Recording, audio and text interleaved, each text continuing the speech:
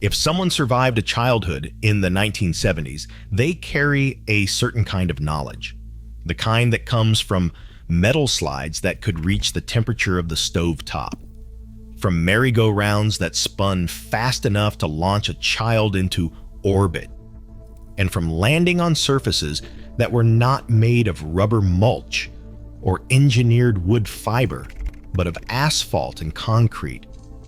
To look back at the playgrounds of that era is to look at a landscape of galvanized steel and genuine danger.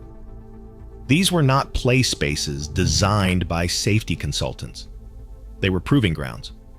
They taught physics, risk assessment, and pain tolerance in a way that no modern plastic structure ever could. Today, these playgrounds would be wrapped in caution tape and buried under lawsuits. But back then, it was just recess. Let's walk through the equipment that defined a tougher, less regulated childhood.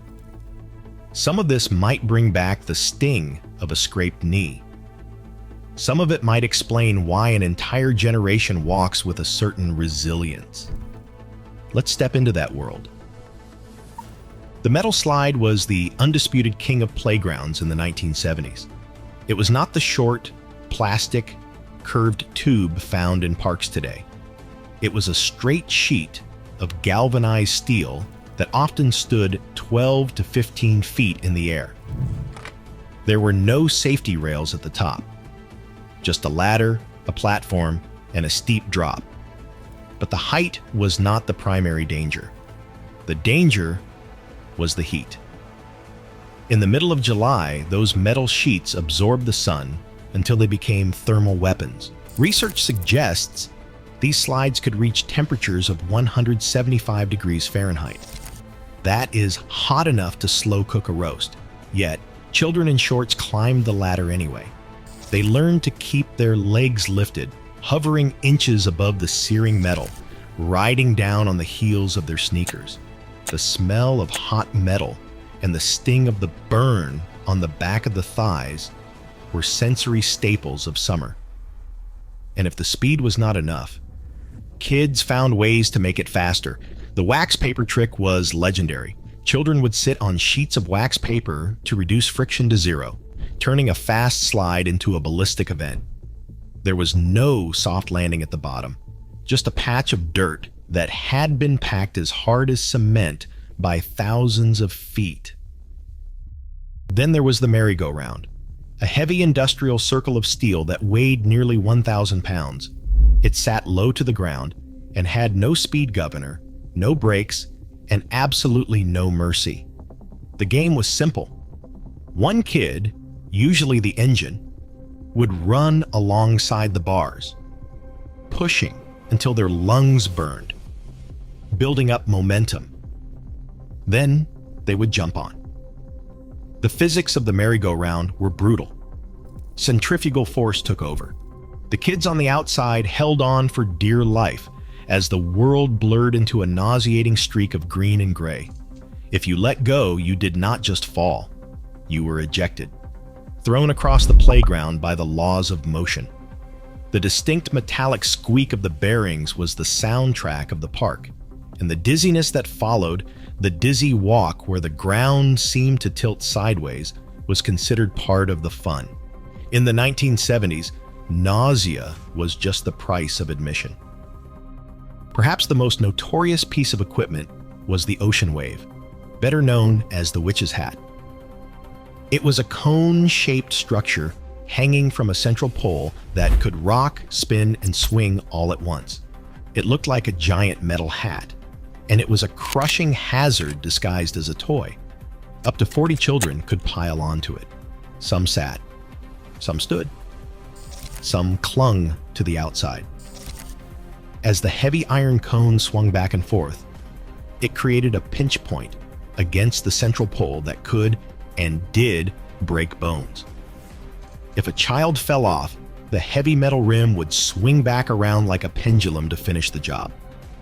It was chaotic, unpredictable, and thrilling. It was also one of the first pieces of equipment to vanish when safety standards began to tighten in the 1980s. For those who wanted to fly, there were the giant strides. This was essentially a tall pole with chains hanging from the top, ending in ladder-like handles. Children would grab a handle, run in a circle around the pole, and lift their feet. Centrifugal force would lift them into the air, allowing them to take giant strides of 10 to 15 feet. It felt like flying, but it required perfect timing and coordination between multiple kids. If one child stopped or slowed down, the chains would tangle. If someone let go, the heavy metal handle became a projectile swinging at head height.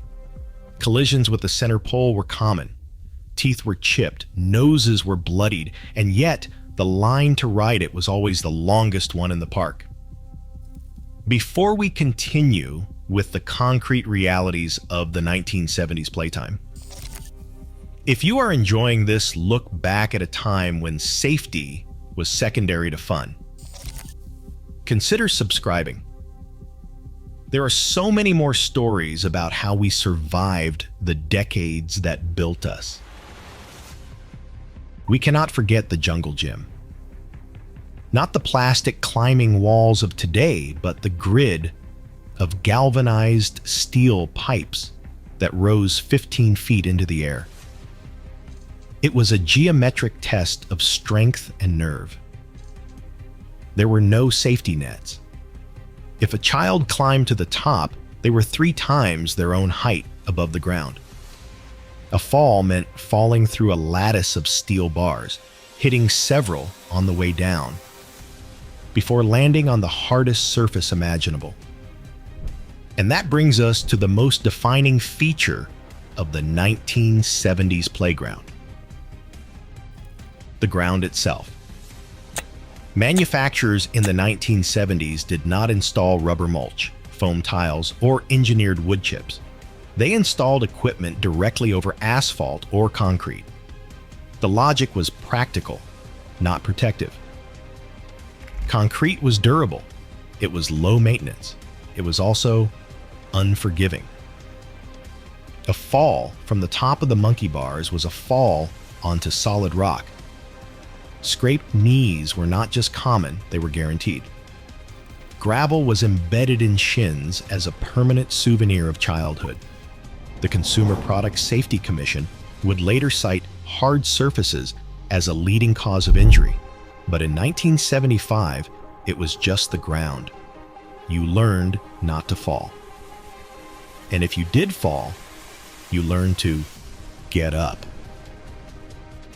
The teeter-totter, or seesaw, was a lesson in trust, and it often ended in betrayal. These were heavy wooden planks on a metal fulcrum. The danger was not just the height, it was the partner. If the child at the bottom decided to jump off while in midair, the child at the top would come crashing down.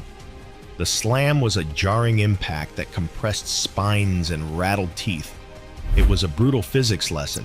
What goes up must come down, sometimes violently. And if you were caught underneath the board when it came down, that was a lesson in spatial awareness you only needed to learn once. What made these deadly toys acceptable was the culture that surrounded them. This was the era of the free-range child. Parents did not hover. They did not stand at the bottom of the slide with sanitizer and warnings. They were at home or at work or simply inside. The rule was, don't come home until the streetlights come on. Playgrounds were unsupervised zones governed by the social hierarchy of children. If you got hurt, you didn't sue the city. You went to the school nurse, got a bandage, and went back to class. A cast on the arm was a badge of honor, signed by friends with markers, a testament to having pushed the limits of the merry-go-round too far. By the early 1980s, the landscape began to change. The Consumer Product Safety Commission released guidelines. Lawsuits began to pile up. The metal slides were torn down or replaced with plastic. The merry-go-rounds were removed or fitted with speed governors. The asphalt was jackhammered up and replaced with rubber. The playgrounds became safer and softer, and statistically much less likely to send a child to the emergency room. But something was traded in the process. The playgrounds of the 1970s were dangerous, yes. The statistics are undeniable. But they taught a generation how to handle fear. They taught us that metal gets hot in the sun. They taught us that if you spin too fast, you will get dizzy. If you climb high, you must hold on tight. They taught us that the world is hard, literally, and that we were tough enough to handle it. For those who remember the smell of hot galvanized steel, the squeak of the merry-go-round, and the joy of surviving recess with nothing but a scraped knee, there is always more history to explore. Which piece of equipment was your nemesis? Let us know in the comments.